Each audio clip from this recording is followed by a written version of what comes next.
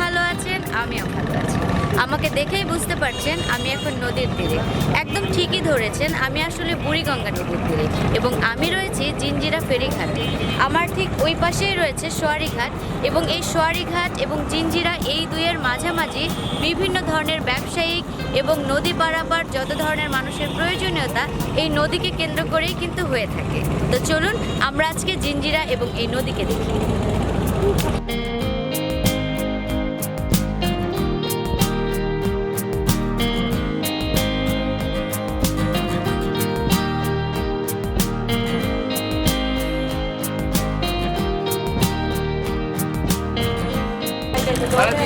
বন্ধুরা, আপনারা এই যে টিফিন ক্যারিয়ার দেখতে পাচ্ছেন, এটি মূলত দুপুরের খাবার। ওই পারে যারা ব্যবসায়ীরা, বিশেষ করে চকবাজারে যারা ব্যবসা করেন এবং চাকরি করেন, তাদের জন্য প্রতিদিন দুপুরে ক্যারিয়াররা এই দুপুরের খাবার বহন করে নিয়ে যান।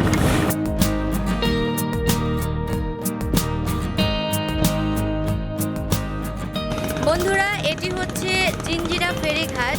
এই ঘাটে অনেক মানুষের চলাচল এবং ব্যবসায়ীরা তাদের বিভিন্ন মালামাল এপার থেকে ওপার করেন।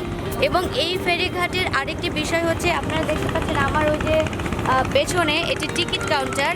এখানে এই কাউন্টারে টিকিট কেটে মূলত নদী পারাপার করতে হয়।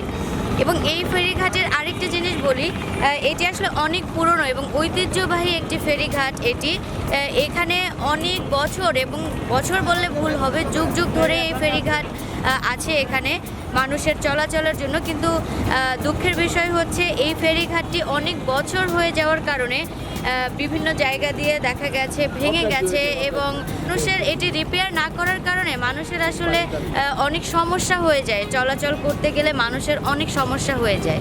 তো এটি আমার মনে হয় একটু কর্তৃপক্ষ যদি এটি দেখেন তাহলে ভালো হয়।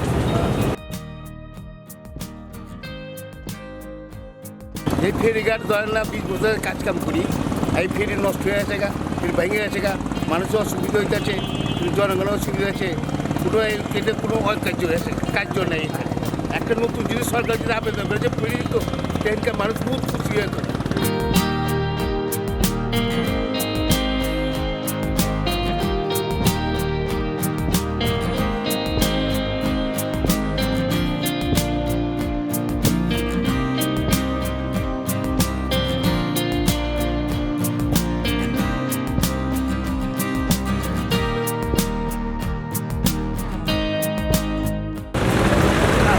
আমার পেছনে যে সারি সারি নৌকাগুলো দেখতে পাচ্ছেন, এই নৌকাগুলো মূলত এপার থেকে ওপারে মানুষকে পারাপার করে থাকে।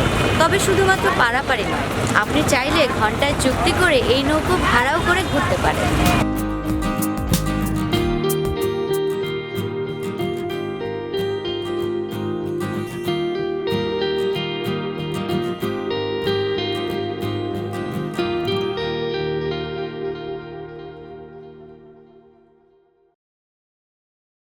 জিঞ্জিরা ফেরিঘাটের ছোলা ভাজা মানে ছোলা ভর্তার একটি ব্যবসা আমরা দেখবো। এখানে মূলত আলমগীর ভাই প্রায় 40 বছর ধরে মানে এই ব্যবসা ওনারা করছেন, ওনার বাবা করেছেন এবং উনি এখন করছেন।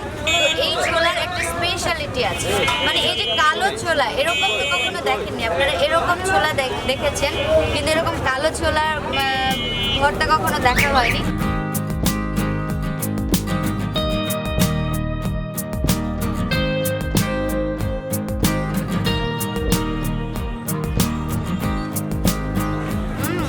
দারুণ। এটি হচ্ছে ছোলা ভাজা এবং ছোলা ভর্তা। আপনি যদি কখনো এখানে আসেন, মানে জিঞ্জিরার এই ফেরিঘাটে ফেরি পারাপার হতে, তাহলে অবশ্যই আলমগীর ভাইয়ের ছোলা খেয়ে দেখবেন, খুব টেস্ট কিন্তু।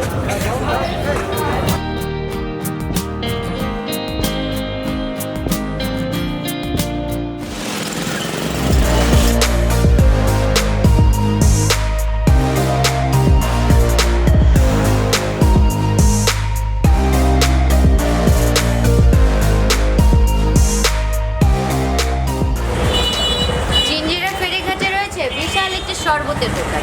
আপনি যদি খুব তৃষ্ণা পায় অথবা কিছু জুস খেতে ইচ্ছে করে, তাহলে এই ফলের দোকান থেকে অর্থাৎ শরবতের দোকান থেকে আপনি আপনার পছন্দ মতো জুস খেয়ে নিতে পারেন।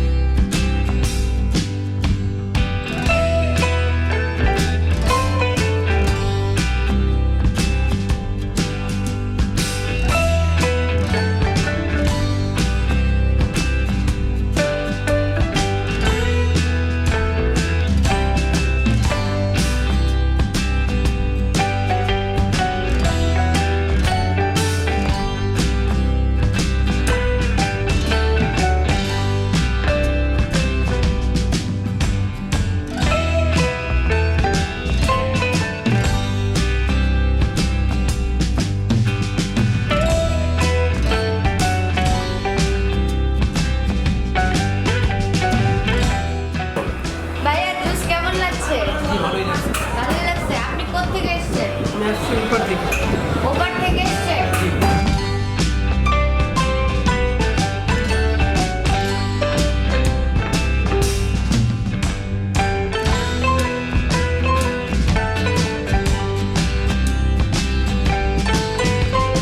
এই ফেরিঘাটে আপনি পাবেন এরকম বেলপুরি।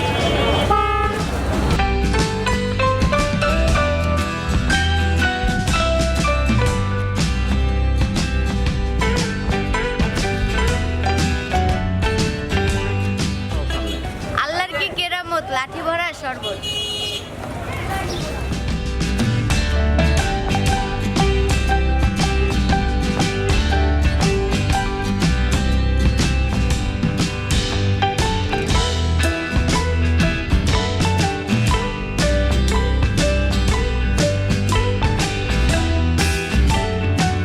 এরকম জায়গায় খুব ধুলো, তাই কলা খেয়ে নেবেন, কোনো সমস্যা হবে না।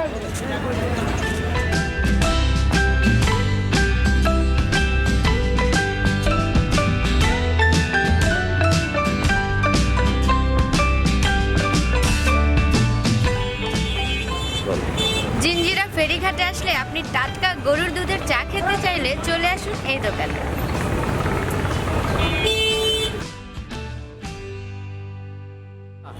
আপনি খাবার নিয়ে কোথায় যাচ্ছেন? খাবার নিয়ে ওই পার যাচ্ছি। ওই পারে যাচ্ছেন? এটা কাদের জন্য নিয়ে যাচ্ছেন? এটা যার মালিকানা বাদ যাচ্ছে। ও মালিকানা ভাত যাচ্ছে। ও আচ্ছা আচ্ছা। আপনি কত বছর এটা করেন? আমি এটা বহু বছর ধরে, আমি এটা 30-35 বছর উপরে হবে। 30-35 বছর ধরে খাবার আনা নেওয়া করে। জি। দেখেছেন, চাচার সাথে কথা বললাম, উনি ব্যবসায়ীদের এবং চাকরিজীবীদের প্রায় 30-35 বছর ধরে এভাবেই খাবার বহন করে নিয়ে যান ওপারে।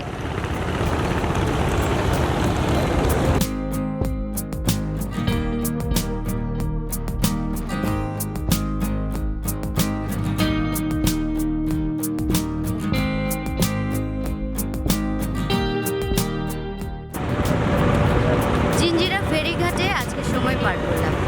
এরকম ফেরিঘাটে আসলে আপনি দেখতে পারবেন নানা রূপের মানুষ, নানা রঙের মানুষ, নানা ধরনের মানুষ। অভিজ্ঞতার কমতি হবে না মানুষের চরিত্র বৈচিত্র্যে। বন্ধুরা, আজকের মতো এখানেই শেষ করছি। সবাই ভালো থাকুন, সুস্থ থাকুন। আর হ্যাঁ, আমাদের ভিডিওটি ভালো লাগলে লাইক, কমেন্ট এবং শেয়ার করুন। আর আমাদের আপডেট পেতে হলে অবশ্যই সাবস্ক্রাইব করুন। ভালো